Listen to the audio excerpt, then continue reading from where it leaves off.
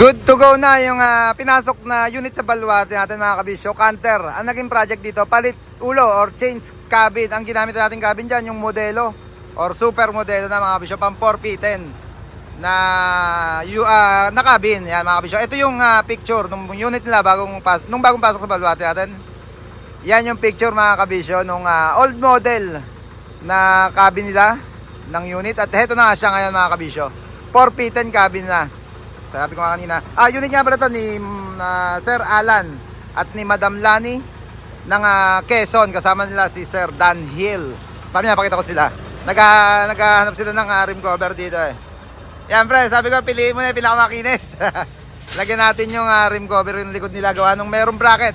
Yan, previous na yan. Para doon sa kanilang pagdayo dito. Galing pa silang Quezon. Ito yung loob mga kabisyo, siyempre yung upholstery. Binago na natin yan or nakapackage yan. Pagpalit ulo tayo, pati mating yan. Yan yung interior nitong 4P10 yung hazard nya. Yan, hazard, signal kaliwa, signal kanan.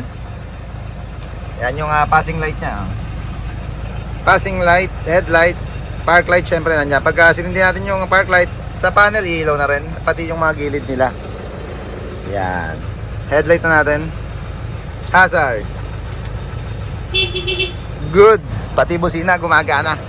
Yan mga kabisyo, pagka meron din kayong canter na unit na medyo luma na yung ulo, hindi naman maiwasan talaga pagka kondisyon na kondisyon pa yung unit nyo, talagang yung ulo lang ang naluluma, pwede natin palitan yan sa baluarte natin. Kung gusto nyo ganito rin cabin, yung pang 4P10, pwede rin yan na ikabit natin. Ito ba isa, yung pina-additional nila side grill 3-liner, nakabisagra yan.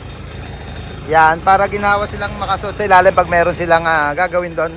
Side grill ng bandang likod, toolbox, stainless, small yung ginamit natin dyan. Ito ba isang concern nila, yung pintuan mga kabisyo dati. Medyo luma na rin, binago na natin. Yari sa baluarte natin to.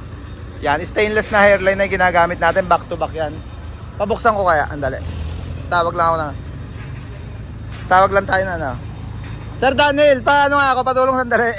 Pa-open niya, pakita ko lang itong pinto natin na bagong gawa sa baluarte. Yan, okay na yan, kabiyak lang. Ito yung loob niya, yung 304 din syempre ginagamit nating stainless dyan na hairline. Pre, pasara na, pakita naman natin yung lock. Yan, syempre yung lock niyan, yung typical na lock ng mga close band, mga wing band, stainless na yung gamit natin dyan. Pati yung handle niya, may rubber yung dulo. Padlock. Yan, pwede nila lagyan ng padlock para hindi basta-basta mabubuksan. Syempre, 304 din ang gamit natin. Hindi tayo gumagamit ng 202 na mga materyales, mga stainless. Puro 304 tayo yan mula sa round tube natin. Yan, mga round tube, tubular. Yan, yung tubular natin, angle bar, flat bar.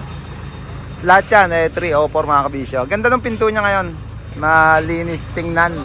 Ito yung pinto sa gilid. Yan. Pinalitan na rin syempre para lahat ng pintuan nung cabin nila, nung body nila, sorry. Bagay na sa cabin nila. Bago na mga pinto. Ganda nung unit ngayon. Nakita nyo naman kanina yung before natin himasin to. Before palitan ng ulo. Yung old look nga na cabin. Dito tayo. Punta na tayo kina Madam Lani at kay Sir Alan. Yan. Bossing, Sir Alan, thank you po for trusting Team Kavisyo. Sir Dan Hill, Ma'am Lani, uwi po kayo, diretso na kayo ng Quezon. Saan po sa Quezon? Katanawan, Quezon. Ate, thank you po, ma'am. Thank you po. Loloadan na to ngayon, Sir Alan? Loloadan nyo na?